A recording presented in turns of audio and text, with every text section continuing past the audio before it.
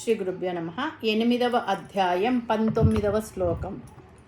ఓం భూతగ్రామః స ఏవాయం భూత్వా భూత్వా ప్రలీయతే రాత్ర్యాగమే వశః పార్థ ప్రభవత్యహరాగమే. ముందుగా పదపదానికి అర్థం తెలుసుకుందాము.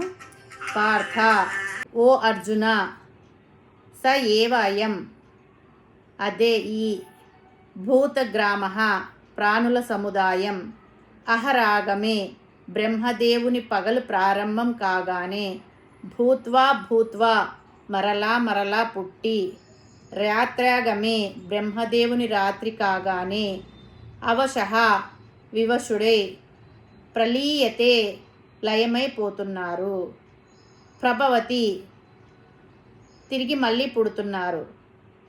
తాత్పర్యం ఏమిటంటే, ఓ పార్థ, పూర్వం ఏ ప్రాణి సముదాయమైతే ఉందో అదే ప్రాణి సముదాయం బ్రహ్మదేవుని పగటి సమయం కాగానే మరలా మరలా జన్మిస్తూ, రాత్రి సమయం కాగానే తమ వశం లేకుండానే లయమైపోతుంటారు.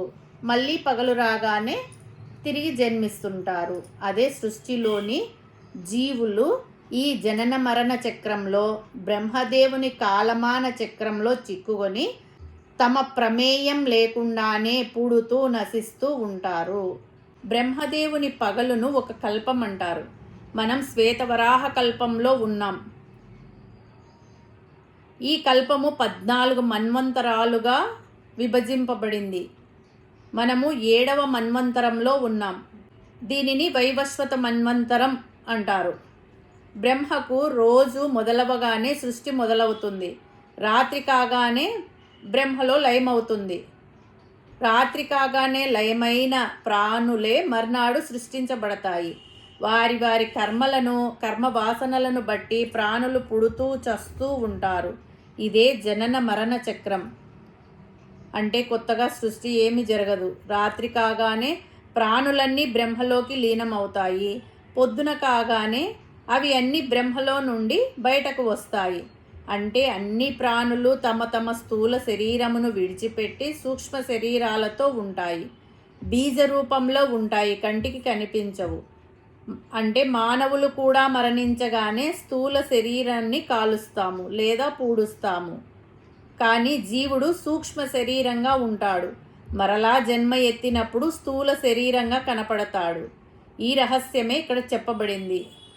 ఈ వ్యక్త అవ్యక్తంలో ఈ జనన మరణాలు జీవుని ఇష్ట ప్రకారం జరగవు. అతడు చేసిన కర్మల వాసనలను బట్టి జరుగుతూ ఉంటాయి. అందుకే అవశః అని అన్నారు. ఈ జన్మ ఎత్తడం ఎవరి వశంలో లేదు. ఎవరి ఇష్టాన్ని బట్టి జరగదు. వారి వారి పూర్వ జన్మ వాసనలను బట్టి జరుగుతూ ఉంటుంది. అలా జరగకపోతే అందరూ మంచి ధనవంతులు, విద్యావంతులు, సంస్కారవంతులు అయిన వారి ఇళ్లల్లోనే పుట్టడానికి ఇష్టపడతారు. అది మన చేతిలో లేదు.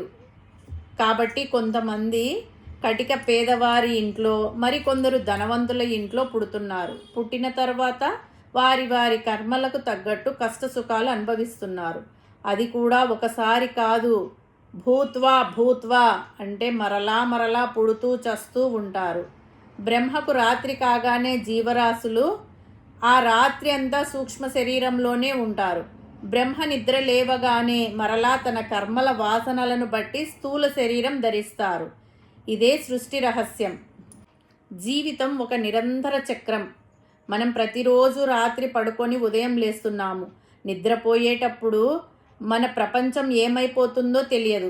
మళ్ళీ ఉదయం నిద్ర లేవగానే పాత ఆలోచనలు, బాధ్యతలతో రోజును ప్రారంభిస్తాం. బ్రహ్మదేవుని సృష్టి చక్రం కూడా అంతే. మరణం అనేది శాశ్వత ముగింపు కాదు. అది కేవలం ఒక సుదీర్ఘమైన నిద్ర లాంటిదే. కాబట్టి మరణానికి భయపడవలసిన పని లేదు. భూత్వా భూత్వా అంటే ఎన్ని కోట్ల సార్లు ఇలా పుడుతూ చస్తూ ఉంటాం. ఈ పునరావృత చక్రం నుండి బయటపడడమే మోక్షం. మనము ఈ సృష్టి చక్రంలో ఎప్పుడు లయమైపోతామో మనకు తెలియదు. కాబట్టి లభించిన ఈ మానవ జన్మలో మనకు ఉన్న కొద్దిపాటి జీవిత సమయంలోనే భగవత్ చింతన చేసి సత్కర్మలు ఆచరించి ఈ జన్మరాహిత్యాన్ని పొందడానికి ప్రయత్నించాలి. ఈ శ్లోకము సృష్టి యొక్క అనివార్యమైన కాలాంతర మార్పులను చెప్తూనే సంసార చక్రంలో కొట్టుమిట్టాడుతున్న మనిషిని మేల్కొల్పి శాశ్వతమైన పరమాత్మ వైపు ప్రయాణించమని హెచ్చరిస్తుంది. హరి ఓం తస్సత్.